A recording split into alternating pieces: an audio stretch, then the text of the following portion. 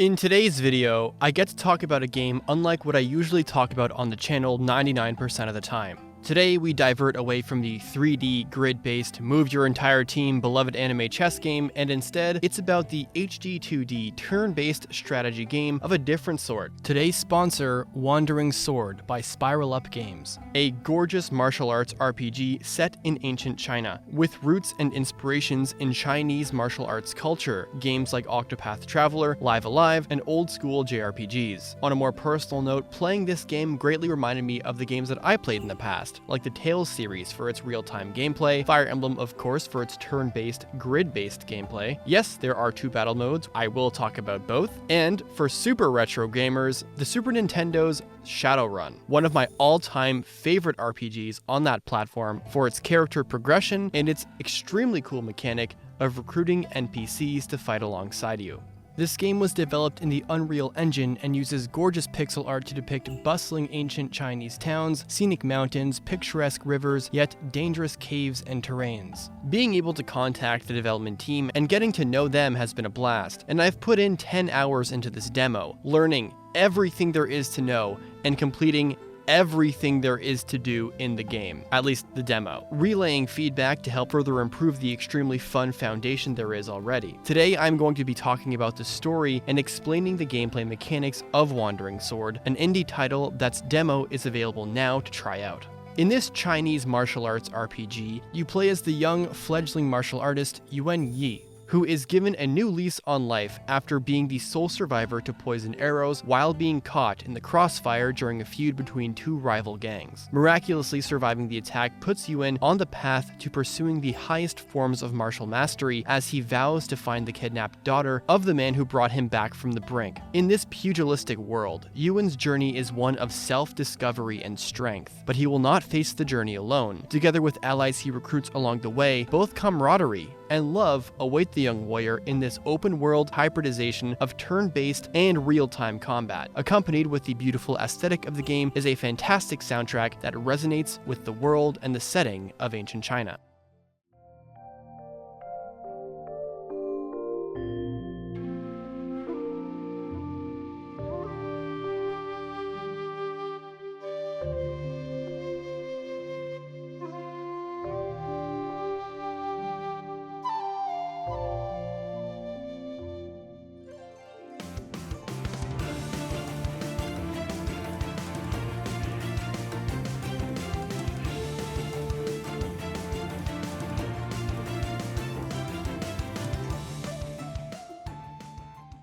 Wandering Sword is a combination of several genres of games. Starting with the battle mechanics themselves, there are a lot of noteworthy gameplay mechanics going on, from its very interesting battle system to its exploration, to the way you recruit allies and expand your party, to how open-ended your own character progression can be. This game is a harmony of several genres working all at once. It's both narrative and story-driven and open-world. It's designed to literally let you switch how the battles play out by having both a real-time battle and a turn-based battle system switchable on a whim. It has a vast character progression system. Yuan may start with a sword, but he can swap it out, and in the spirit of the narrative of the game to become a martial arts master, there are 5 martial arts to choose from, each with their own fighting style: the sword, saber, polearm, palm and fist, and hidden weapon. All 5 of which come with their own lengthy roster of techniques to discover, level up, and use in battle. It is an RPG with a story to tell, but doesn't put you on rails, and instead is an open world ready to be interacted with and explored. I mean, look at the sheer size of this map. It's one of those games where the moment you step out from the first village, you immediately realize how small and weak you are. Observing everyone being stronger than you, how are you supposed to compete?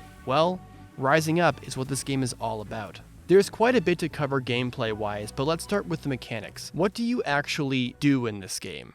You fight. Let's talk about the combat. When it comes to the combat itself, when you enter a battle, you will have several progressively stronger options to choose from to inflict damage and impose various effects. Each category of attack, normal, special, mighty, and unique, provides both a damaging effect and a passive effect, with the caveat that they each consume more MP than the former attack type, as well as having longer cooldowns. You also have a lightness move, which is supportive in nature, as they will generally boost your movement and and increase the charging speed of your chi bar, which is essentially a cooldown bar that needs to refill for you to act again. Finally, you have cultivation, which is both supportive and offensive in nature, as depending on the cultivation skill you have equipped, can range from purely self-healing, healing another ally, to damage and healing all at once. Finally, you have the option to compose yourself, which ends your turn and restores a small amount of HP and MP. In practice, the combat revolves around you maneuvering around the grid, strategizing around your movement, the opponent's movement, picking the most appropriate damaging and AoE move for the situation. Because basically every move has a different area of effect, you have to make decisions like, do I want to use my normal 1x2 attack, my mighty attack that covers 2 tiles in all cardinal directions, my unique attack, or play it safe and heal up. Healing items cannot be used during combat, so navigating and surviving the grid will come down to how you economize every single one of your moves, when to attack, when to heal, when to simply move out of the way to buy time to heal while your other units continue fighting. Once you recruit allies to your party, it won't just be about managing UN, it will be about managing them too. Turn priority is based on their speed stat. The faster they are, the sooner they will act. In parties of 5 units, as you can see, you're managing all of them, navigating the grid, picking proper AoE attacks, positioning a unit to take the brunt of the enemy's melee attacks, while your shuriken user sits in the background raining AoE damage, while your 2 other allies are fighting the 2 less powerful enemies, and UN is throwing out damage against the main baddie. If this all sounds very strategic, managing your cooldowns, moves, MP meter, and when to use what, taking your time to think of each action, it's because it is. Without solid planning, especially for very difficult battles, you will fail. Here's a very, very interesting twist though. What I just described to you is one way to play. The other, real time.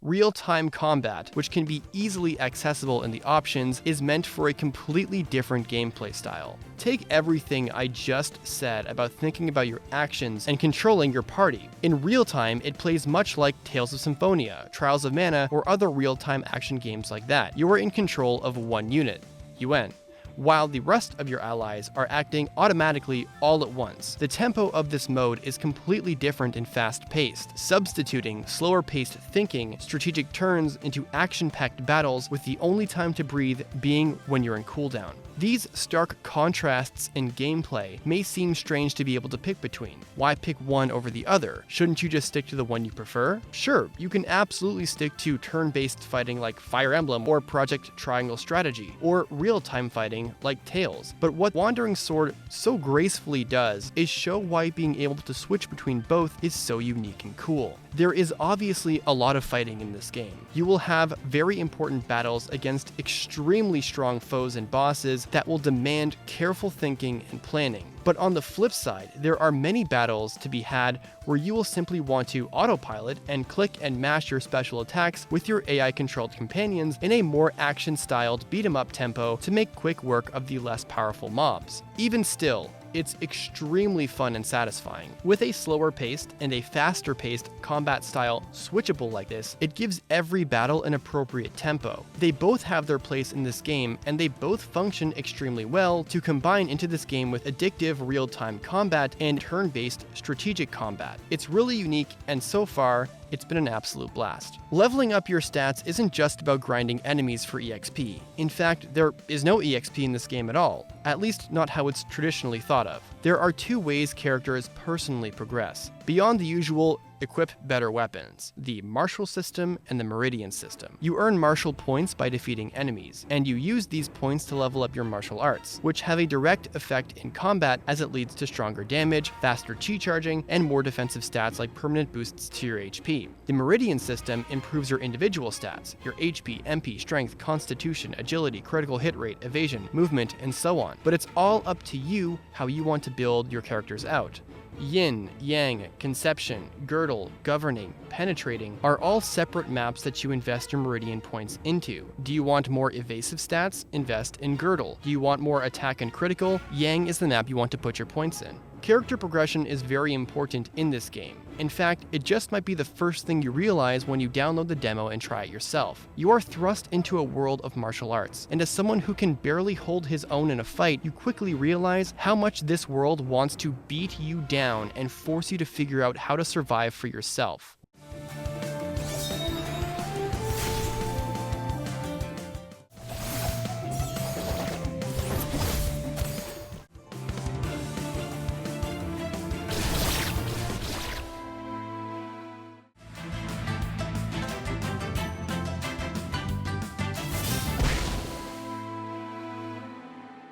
One of the most memorable and impressive aspects of the game is how unforgiving it is, and how it absolutely demands you figure things out on your own. You are surrounded by warriors passing by. You observe their stats, and you realize you are completely outclassed. Virtually every enemy can demolish you within seconds. You literally cannot progress the story because you die so fast. What do? You quite simply figure it out, bud. You speak to everyone you can, you find allies to spar with and try to recruit, forge and tailor weapons and armor, train your skills, squeeze every bit of information from every NPC you can find. You literally live out the entire meaning of the game's narrative within the first 3 hours, and eventually you will figure it out. I won't spoil anything, but I haven't been as satisfied feeling like I've figured a game out in a long time. That aha moment, where everything starts to piece together, is especially rewarding in a game like this because it respects you enough to let you figure things out for yourself. And once you get that aha moment, you will literally just want to keep improving yourself.